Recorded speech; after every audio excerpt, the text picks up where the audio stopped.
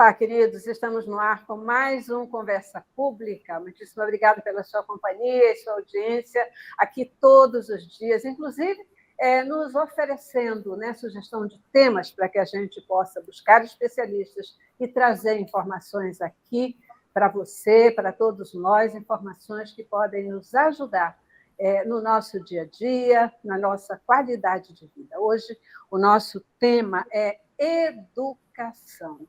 Vocês sabiam que uma pesquisa recente, conduzida pela Confederação Nacional de Dirigentes Lojistas e pelo Serviço de Proteção ao Crédito do Brasil, revelou que 47% dos jovens da geração Z não realizam o controle de suas finanças.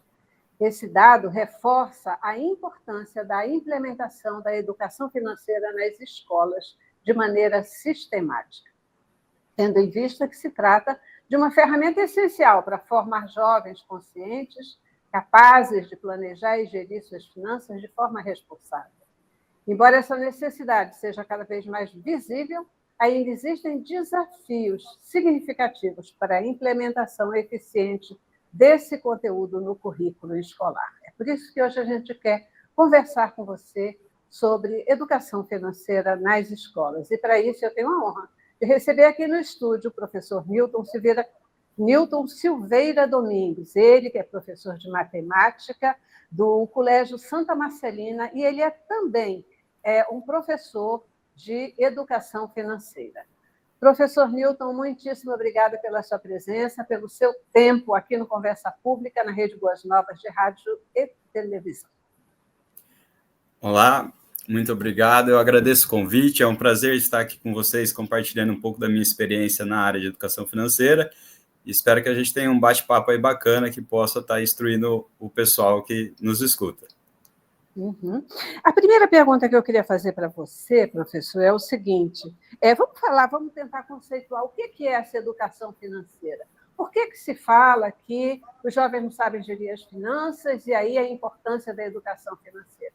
Primeiro, a conceituação. O que é educação financeira, afinal de contas? Certo. Essa é uma pergunta que foi uma das primeiras que eu me deparei quando eu tive o contato, né? A educação financeira ela surgiu na escola já há algum tempo, mas efetivamente a partir de 2020 com a nova BNCC. E desde então, né, se for pensar ali a minha geração, a gente não teve muito esse contato. Então, foi um pouco difícil a gente encontrar material, coisas do tipo, para chegar nessa definição. Então, a primeira ideia que a gente tem é que a educação financeira ela vem da ideia da matemática financeira, e não é, né, necessariamente apenas matemática financeira. Então, na escola, a gente sempre tinha aquele contato com juros simples, juros compostos, mas a educação financeira é um conceito um pouco mais amplo. Ela entra essa ideia da educação de você gerir o seu dinheiro. Então, se a gente for pensar, os contatos que às vezes a gente tem em termos familiares, a gente acaba reproduzindo algum padrão de acordo com os nossos pais. E em casa, muitas vezes, a gente não tem esse diálogo sobre como gerir as finanças, né? Geralmente, eles tomam conta da situação, falam, a gente consegue isso, não consegue aquilo, mas é um diálogo um pouco difícil, assim, de você ter essa noção enquanto criança, né? E aí isso vai gerando, a gente reproduz alguns padrões sem ter essa total consciência. Então, a educação financeira, ela é no sentido de você entender como você ganha o seu dinheiro, entender qual acesso ele te permite dentro das suas limitações, para que você possa conseguir gerir ele de uma forma mais saudável, vamos dizer assim. Então, a gente tem vários modelos que falam de, dependendo do seu orçamento, quanto que seria o ideal para você em termos de gastos essenciais, que seria alimentação, educação, moradia, né? E às vezes as pessoas elas excedem o que seria ali o essencial dentro do seu limite total e acabam se endividando, né? Então a gente vê essa pesquisa que você já comentou, que vários jovens eles estão endividados, né? E isso traz algumas consequências ruins, porque muitas vezes eles gastam mais do que ganham, porque hoje em dia o acesso ao dinheiro é uma coisa muito fácil. A gente tem um cartão, a gente cadastra no aplicativo, e na hora que vai somando essas pequenas parcelas, é muito fácil da gente exceder o nosso valor total. Então, a educação financeira, ela vem no sentido de se educar. Eu tenho que aprender como que eu ganho meu dinheiro, o que eu faço com ele, quanto que é gastar de forma segura e evitar que eu tenha alguns impulsos, né? Então, às vezes, eu posso ter um impulso emocional, então, às vezes, eu compro uma coisa devido a um sentimento, né? Falar, eu mereço, foi difícil. Então, a gente, às vezes, tem essa relação com o dinheiro e ela tem uma linha ali entre a parte psicológica também, né? A parte afetiva, e às vezes a gente perde um pouco desse controle. Essa história do eu mereço é um perigo, né? Eu mereço, um perigo. Aliás, porque, afinal de contas, eu mereço tudo, entendeu? Sempre, né? Mereço tudo, né? Sempre. Agora, até que ponto a gente pode ter acesso ou efetivamente adquirir esse produto naquele momento, naquele momento. Coisa toda. E sabe, Newton, você está falando nessa questão da educação financeira, o conceito, para mim, é fundamental a gente tratar aqui, porque quando a gente pensa na matemática financeira, aliás, quando a gente pensa na matemática, já é meio assim desastroso, porque a gente sabe que a maioria das pessoas, dos alunos no Brasil, tem alguma dificuldade com a matemática, e eu quero já entender contigo por quê. E quando a gente pensa na matemática financeira, pior ainda, né? Aquela história das formas, do isso, daquilo, que assusta todo mundo. Então, é importante a gente dizer que quando a gente agora está falando da matemática financeira nas escolas, não é disso que a gente está falando. A gente está falando de um uso bacana, de como você se organizar com aquilo que você tem para que você possa viver bem. Porque a gente vê o jovem, todo mundo quer ser rico, né? Quer juntar dinheiro, quer ter dinheiro, papapá. Mas o que está fazendo para que isso realmente aconteça?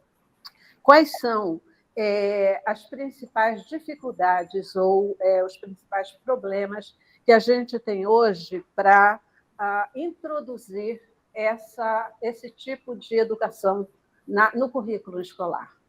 Sim, isso é uma pergunta sim, bacana, porque eu tive o prazer de vivenciar, enquanto professor, desde o ensino fundamental, anos iniciais, até o ensino médio de educação financeira, né? Inclusive, dentro dessa experiência, né, eu até cheguei a escrever um artigo na área para saber assim, quais são as perspectivas dos alunos, como que eles olham para essa educação financeira na escola, né? Então, a gente percebe que a gente trabalha, às vezes, com a ideia de sonhos. Então, quanto mais nova a criança, mais a visão de curto prazo ela tem, né? Então, às vezes, ali ela não consegue fazer uma estimativa para daqui 10 anos, como que eu vou estar, como que eu pretendo seguir, quais são as minhas metas. E é bacana, assim, que eu trabalhei essa ideia dos sonhos. Então, é isso que você falou, todo mundo quer ser rico, né? Todo mundo quer ganhar bem. Quando a gente pega os alunos mais novos, os sonhos deles são um pouco diferentes, eles querem ter superpoderes, eles querem voar, né?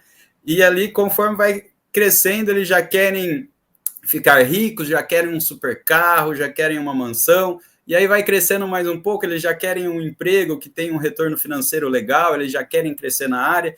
Então, a gente vai percebendo, né, como que essa educação financeira ela é vista por esses alunos. E muitas vezes vem essa ideia de que ele vai ficar rico, de que ele vai investir. Então, muitas pessoas, às vezes, falam assim, eu quero aprender educação financeira porque eu quero investir.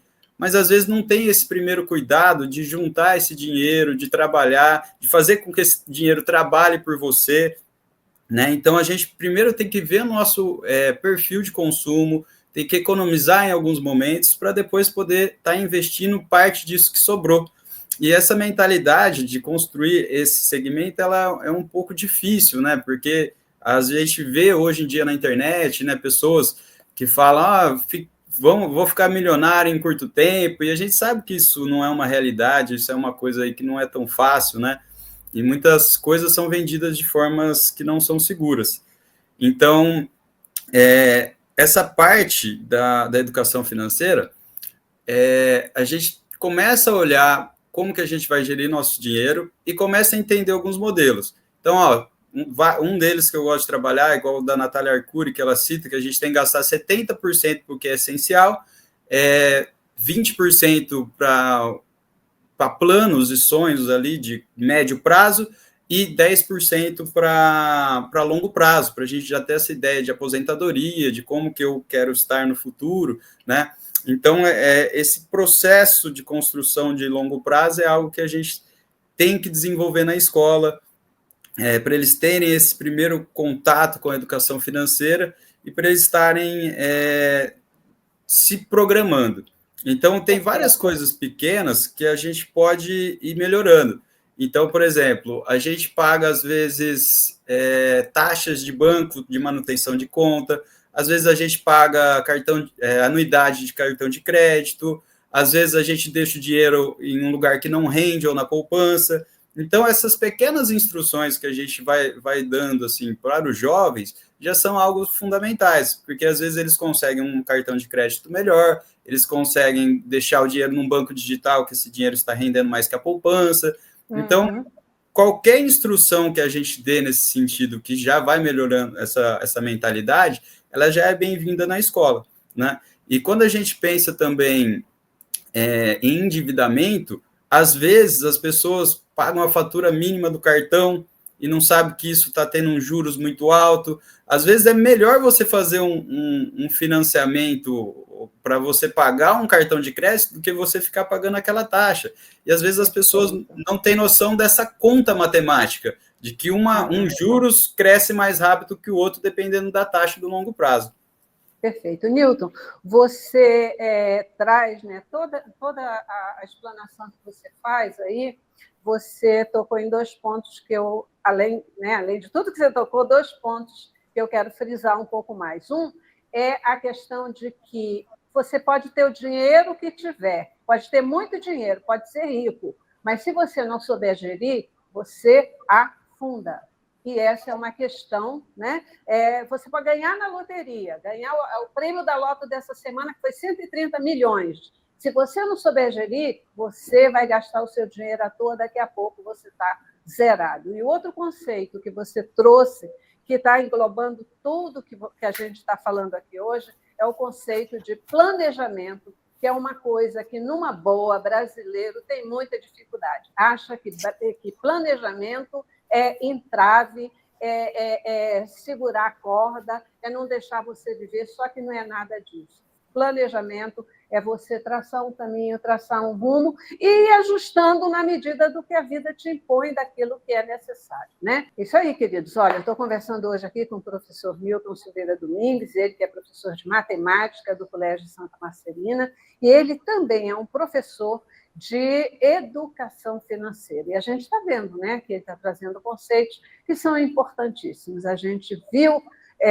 na nossa introdução que o pessoal da geração Z, na verdade, não sabe lidar com as finanças, não tem controle de suas finanças, mas eu acho que isso muitas vezes vai além da geração Z. Aliás, como o professor falou, né, é porque essa geração segue um modelo muitas vezes dos pais, e aí não sabe mesmo gerir as suas finanças. Ele já deu aqui um monte de dicas que, se você seguir, vai ajudar muito na tua vida. Professor, eu queria lhe fazer a pergunta seguinte, agora sim. Só para sistematizar, porque isso já está um monte de coisa que você falou, mas qual é a vantagem, qual é a importância, qual é o benefício de se colocar educação financeira no currículo escolar? E a vantagem para os alunos? Assim, o benefício é de que a gente possa formar mais críticos, né? Que são os que não vão cair em ilusões financeiras. Então, a gente tem muitos golpes hoje na internet, né? Pessoas que oferecem rendimentos milagrosos, aplicações financeiras com retorno muito alto em pouco tempo. A gente já teve muito problema de pirâmides financeiras. Hoje em dia, os jovens estão se endividando bastante também em apostas online, essas bets, dentre outras. A gente vê inúmeras reportagens sobre isso. E as pessoas querem ter esse retorno financeiro rápido, né? E quando você estuda a educação financeira, você entende que esse é um processo demorado, né? Então, a gente precisa aprender a gerir esse dinheiro, a cuidar desse dinheiro, a economizar, cortar custos em determinados momentos e ir aplicando em lugares seguros. E muitas vezes as pessoas não têm noção de onde eu posso aplicar esse dinheiro, o que é um CDB, o que é um tesouro direto.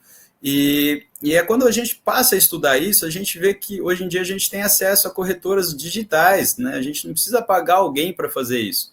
Então a gente consegue a se planejar melhor, né, nesse curto, médio e longo prazo, e consegue ter esse retorno também de não cair em algumas ilusões. Né? Então, acho que assim, para os alunos é muito vantajoso, porque de primeiro a gente não sabia investir, às vezes você tinha que pagar um corretor, a gente vê que a poupança ela não tem um rendimento tão legal, a gente perde muito em relação à inflação, né? Ela não tem um ajuste ali próximo da nossa taxa Selic, que está em constante movimento. Então, a gente consegue perceber que tem formas seguras, práticas de guardar e de movimentar esse dinheiro, e também ele tem aquele controle de não comprar por impulso, dele saber pesquisar, saber que fontes são seguras, eu trabalho às vezes com meus alunos a questão da Black Friday, né, para eles irem acompanhando um produto bem antes dele estar em promoção ali no mês de novembro, porque às vezes são promoções que são ilusórias em alguns produtos, né? Então as pessoas elas começam a ter esse lado crítico. Então eu não vou ficar rico do dia para a noite, eu preciso empreender, eu preciso estudar, eu preciso aplicar meu dinheiro. Dependendo do momento, eu tenho que ter um controle psicológico também, se eu investir em algo com um pouco mais de risco, né? Ou vou jogar no seguro, vou ganhar um pouco menos. Então, são escolhas que as pessoas vão fazendo ao longo desse percurso.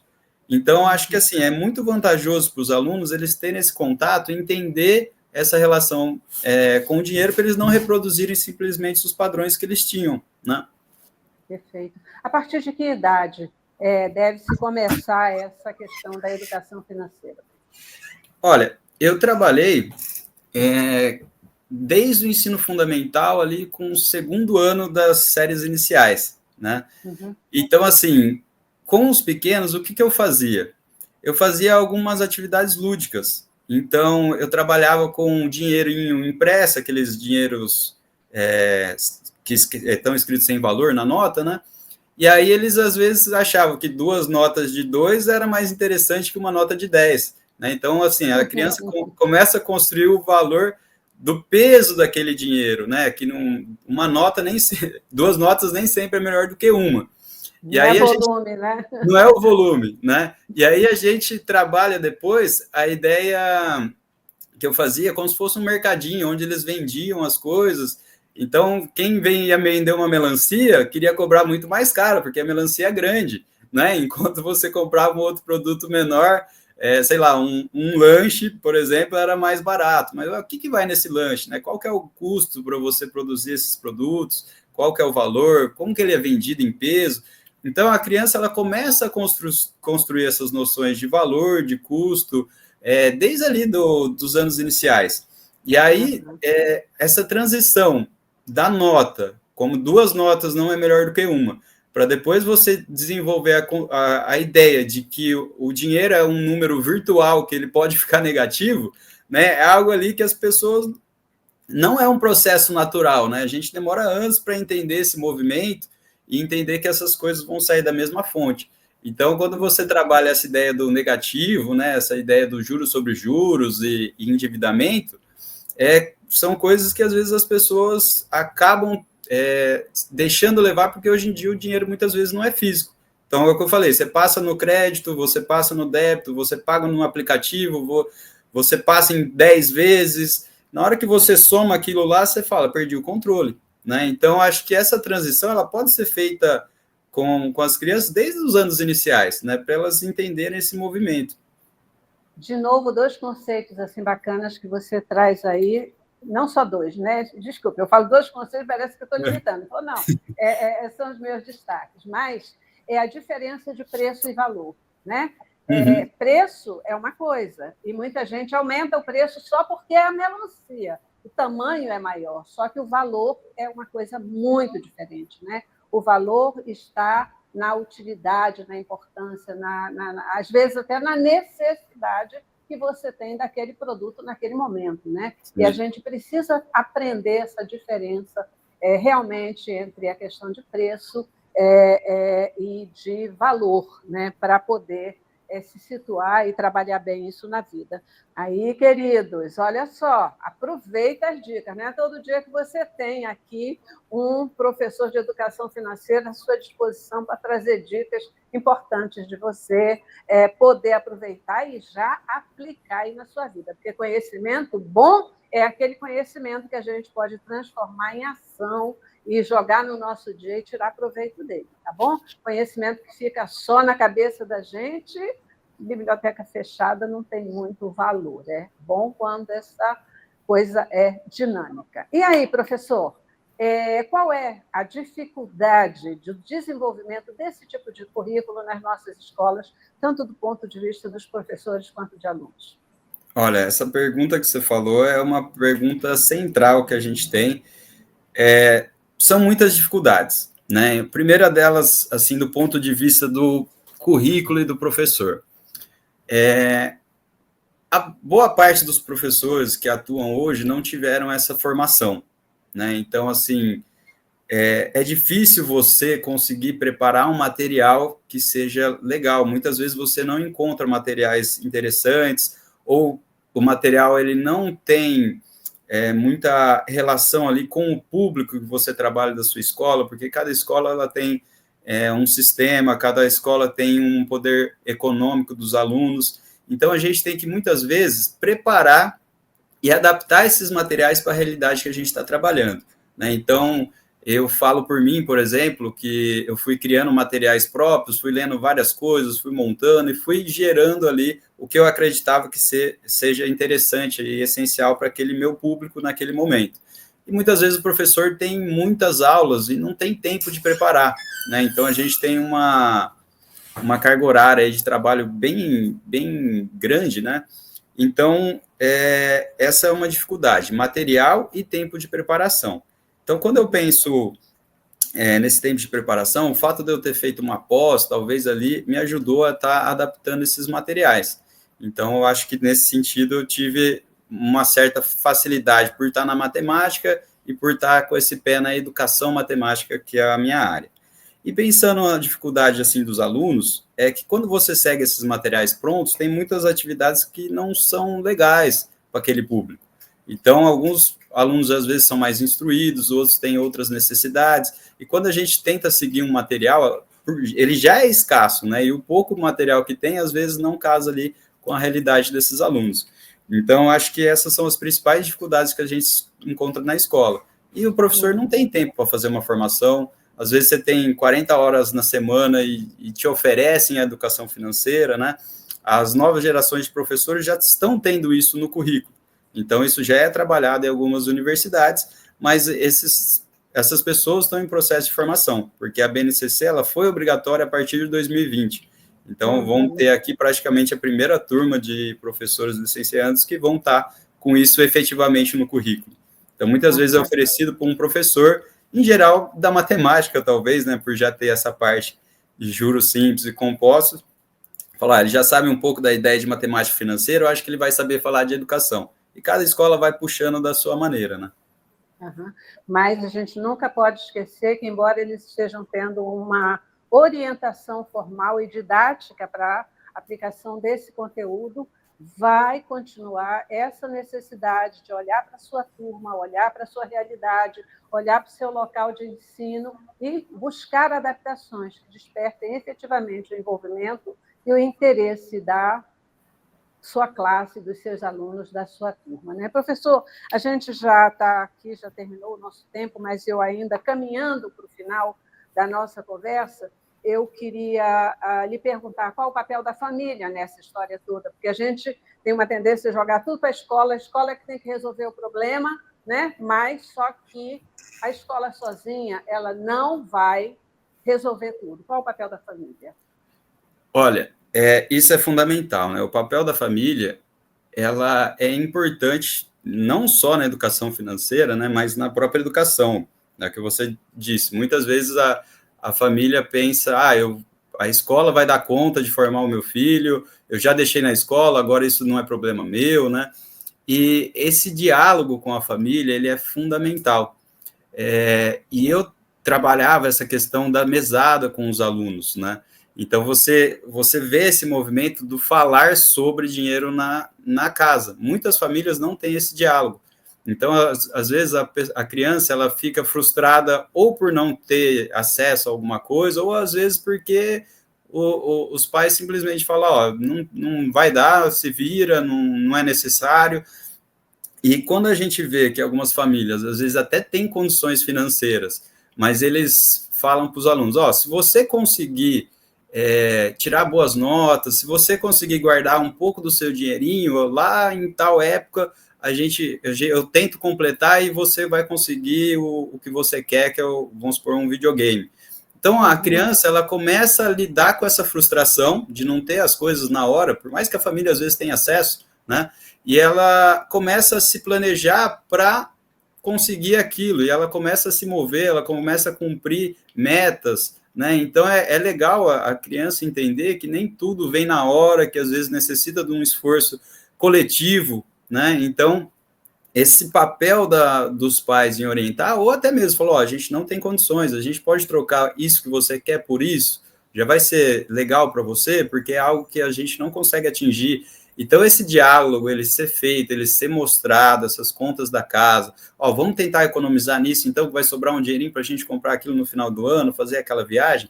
Então, esse planejamento coletivo, ele é algo que é fundamental e muitas vezes não tem em casa. As pessoas não falam com os filhos sobre essas necessidades financeiras, né? Então, quando os alunos começam a fazer a conta, falam, tá, quanto que você gasta? Quanto você gasta de roupa, de alimentação? Quando a escola é particular, quando você gasta de mensalidade? Aí, quando a criança começa a juntar esses fatores, ela fala, peraí, né? Eu tenho um irmão também, então isso daqui fica um pouco difícil, realmente. Então, eles começam a refletir e, às vezes, até se policiar. Eu já tive casos de familiares que falaram comigo, minha filha falou que não queria uma roupa nova para formatura porque ela queria fazer tal coisa, né? Eu falei, maravilha.